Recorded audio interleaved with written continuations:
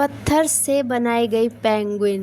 नमस्कार दोस्तों, natures love and care में आपका स्वागत है। दोस्तों, जो आप देख रहे हैं ये सारी जो डेकोरेशन है, जो ये आप देख रहे हैं लेडी बग, ये सारा कुछ पत्थर से बनाया गया है। जो नेचुरल हिमाचल में पत्थर होते हैं उन पत्थर पर पेंटिंग कर कर नेचुरली ये बनाया गया है।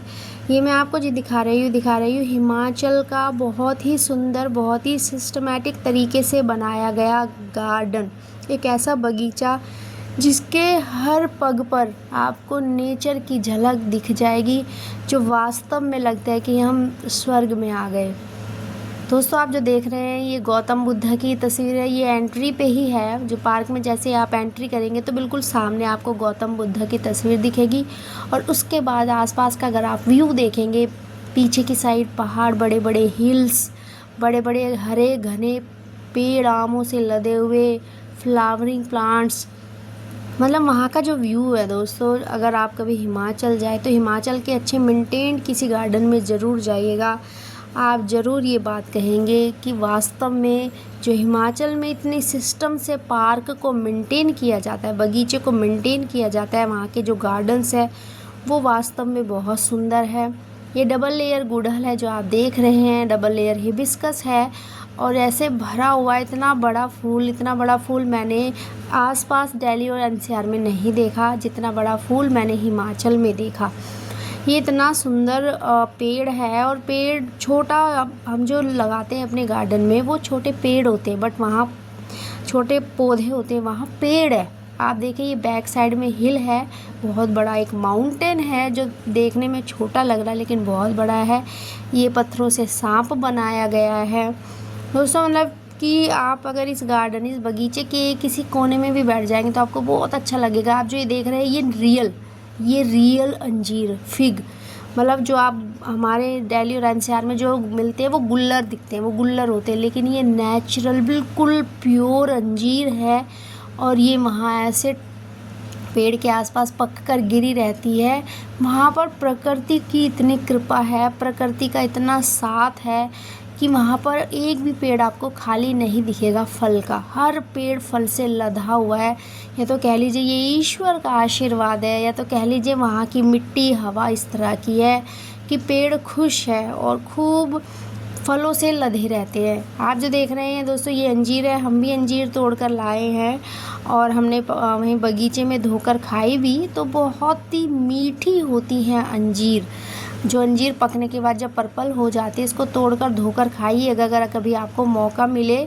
बहुत एक्सट्रीमली स्वीट होती है, बहुत ही मीठी होती हैं।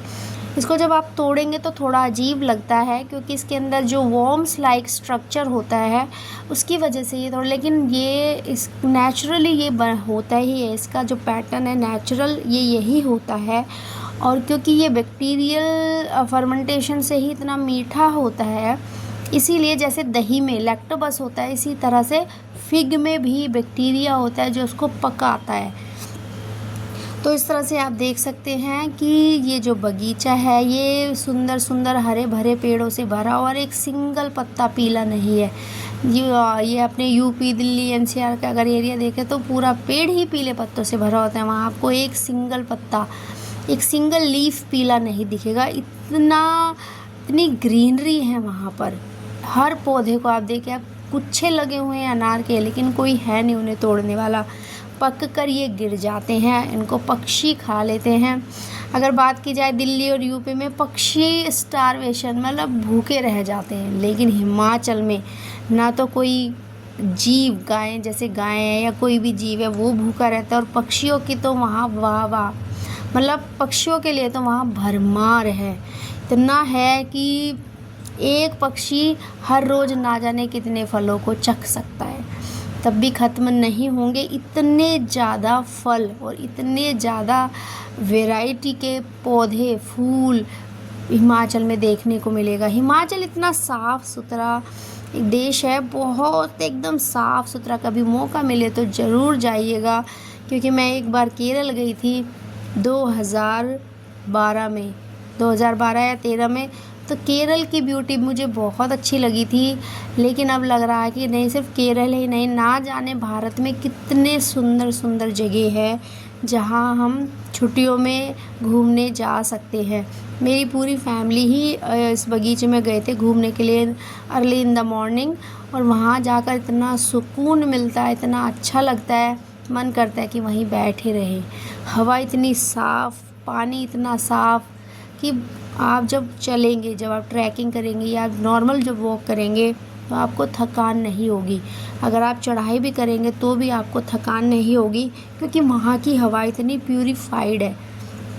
पौधे इतने ज़्यादा है कि एयर प्यूरीफायर रखने या लाने की ज़रूरत ही नहीं होती, फ्रिज यूज़ ही नहीं होते। तो आप सोचिए हिमाचल में प्रकृति का प्यार।